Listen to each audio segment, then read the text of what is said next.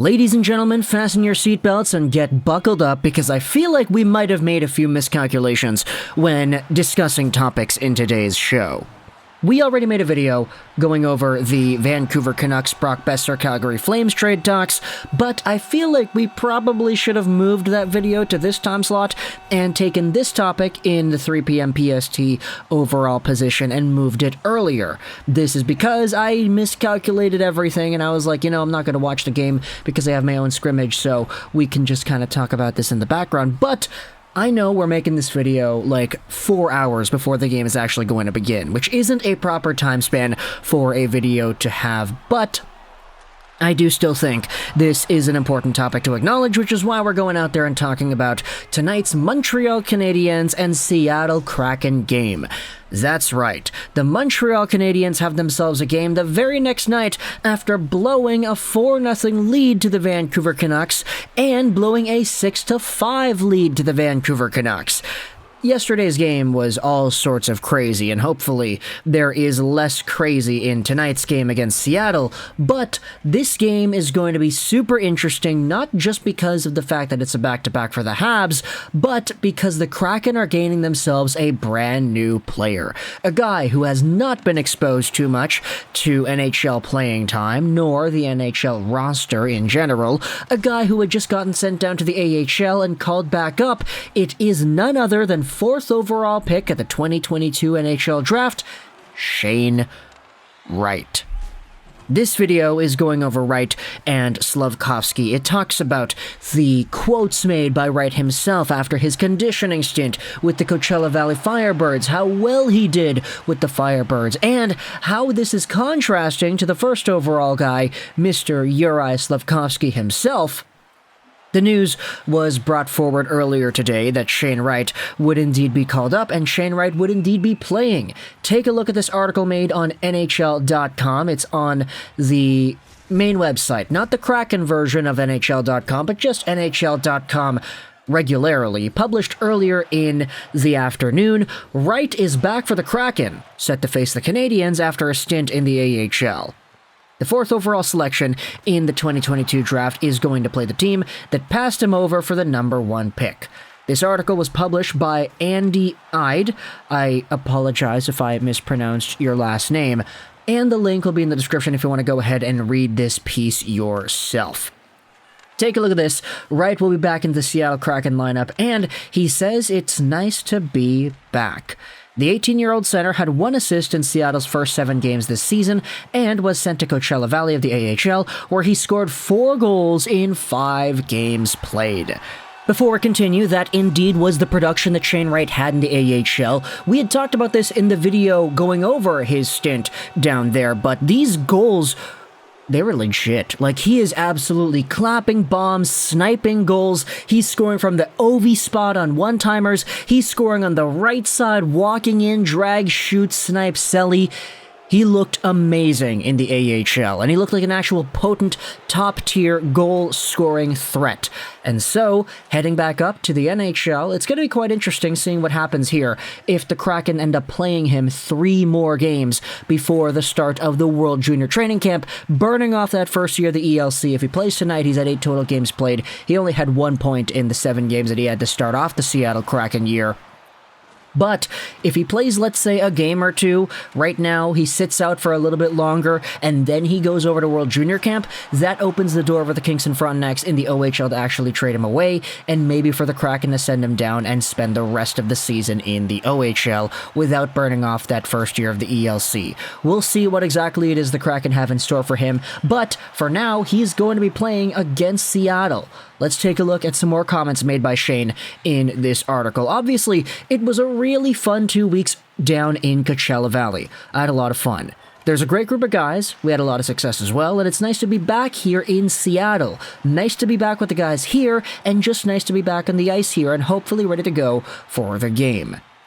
Take a look at what Hackstall said. He confirmed that Wright will play for the Kraken against the Canadiens at Climate Pledge Arena. His return will be against the team that passed over him 1st overall in the NHL Draft.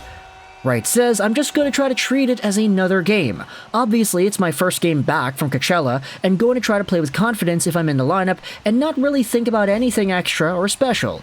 Just take it as a normal hockey game. He also said he hasn't been paying attention to the play of Slafkovsky, who has 7 points in 20 games for Montreal. I'm just trying to focus on myself and my own situation, Wright said. 2 different situations with what's going on and stuff, so I'm really just more focused on my game and what I'm doing and what I bring to the hockey team. Dave Hackstall said it's nice to have him back with the group. He was really upbeat, and I think he's really excited to be back since he had a good practice too. Wright said that when it comes to what he learned in the AHL, he gained a lot of confidence down there. It was nice to be able to play a lot of high minutes, get a lot of touches and play the puck as well, and kind of play my game and be myself, and regain confidence in myself and my abilities, and hopefully bring that back up here to Seattle. I'm just taking it one game at a time and going to focus on what's here and now, and not really worry too much about what the future holds. Overall, that's a great attitude for Shane Wright to have, but when it comes to his opponent, JURAJ SLAFKOVSKY, the article did go out there and say that Slav has 7 points in 20 games so far this season. He's on pace for about 27-ish points in 77 games, and 15 goals on the year. But when it comes to Slafkovsky, the big thing that I'd always kind of noticed throughout the games that he's played so far is that sure, the guy plays well when he plays with talented players. We know that the Anderson line has been a pretty good blessing for Uri the past little while here, but the other thing that I really want to focus on is the fact that JURAJ SLAFKOVSKY needs to get his head up a little bit more. In yesterday's game against Vancouver, we actually glossed over this. We didn't talk about this all too much in the post-game video, but JURAJ SLAFKOVSKY got absolutely laid out in what I'm going to say is a clean hit by Luke Schenn after playing the puck in the corner.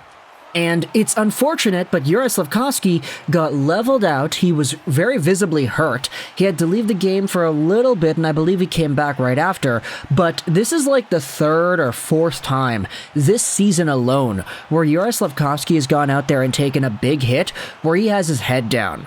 Like, he's taking hits from guys like Marco Rossi, who's only 5'8". JURAJ SLAFKOVSKY is 6'3", 240 pounds. How in the heck is Marco Rossi going out there and getting a jump on you? How in the heck is it that Slafkovsky is always finding himself in super vulnerable positions and getting wheezed because he's taken these big hits consistently? He's only played 20 games, and this has happened like 3 or 4 times. Like, the guy needs to go out there and start getting used to playing NHL hockey with his head up.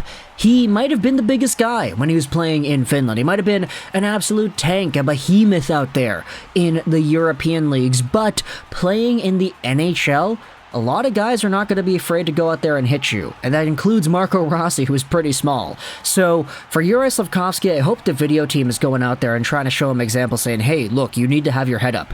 Look at what happened when Luke Schenn came in and hit you here. Look at what happened when Marco Rossi went out there and hit you here. Look what happened in the other earlier games where he got laid out, and it was a pretty notably big hit. You're a big dude, so it takes a lot to shove you off the puck, but it takes even less to do so if you're not paying attention to what's in front of you.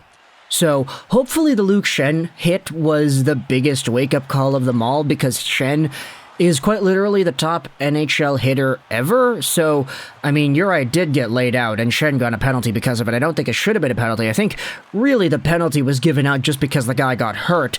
But either way, JURAJ SLAFKOVSKY, that's probably the biggest thing that I feel like he needs to work on at the moment. Just keep your head up, buddy. Come on.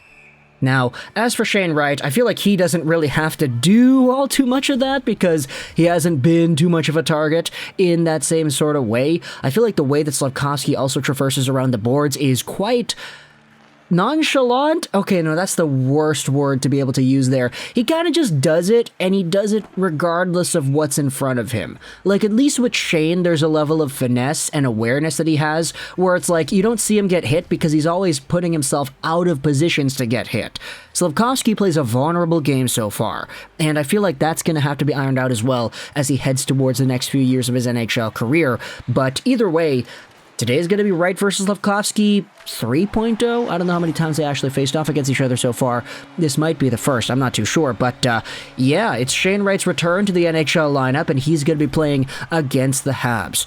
Will he get his revenge tonight? Who really knows? But time to consider all your thoughts about this game heading into the entire contest. I hope you enjoyed this JURAJ SLAFKOVSKY, and bye.